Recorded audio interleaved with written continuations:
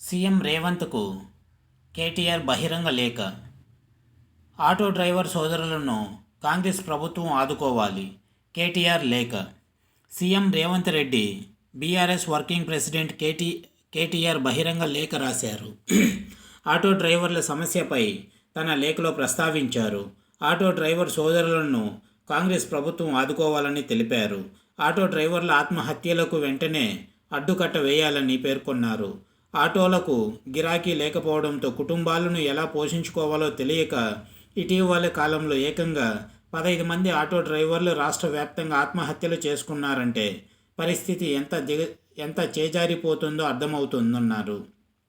ఆటోలు ఎక్కేవాళ్ళు లేకపోవడంతో తన కుటుంబం గడవని పరిస్థితిని వారు ఎదుర్కొంటున్నారని ఆవేదన వ్యక్తం చేశారు.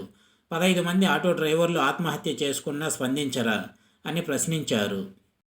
గురువారం ఒక గిరిజన ఆటో డ్రైవర్ సోదరుడు ఏకంగా బేగంపేటలోని ప్రజాభవన్ ముందు తనకు ఇంతకాలం బువ్వ పెట్టిన ఆటోను చేతులారా తగలబెట్టుకున్న సంఘటన చూసి రాష్ట్రంలోని ప్రతి ఒక్కరి గుండె బరువెక్కిందన్నారు. ఉపాధి లేక ప్రజాభవన్ ముందే ఆటోను తగలబెట్టుకున్నా కనికరించరా అని మండిపడ్డారు. అన్నం పెట్టిన ఆటో ఆకలి మంటల్లో కాలిపోయిన ఉదంతాన్ని చూసిన తరువాత అయినా పరిస్థితి తీవ్రతను రాష్ట్ర ప్రభుత్వం అర్థం చేసుకోవాలని రాష్ట్రంలోని 6.5 లక్షల మంది ఆటో డ్రైవర్ల పక్షాన కోరుతున్నానని విజ్ఞప్తి చేశారు. రాష్ట్రంలో ఉన్న 6.5 లక్షల మంది ఆటో డ్రైవర్లకు ప్రతి నెల 10,000 చొప్పున ప్రభుత్వం ఆర్థిక సాయం అందించాలని బీఆర్ఎస్ పార్టీ పక్షాన రాష్ట్ర ప్రభుత్వాన్ని డిమాండ్ చేస్తున్నామని లేఖలో పేర్కొన్నారు.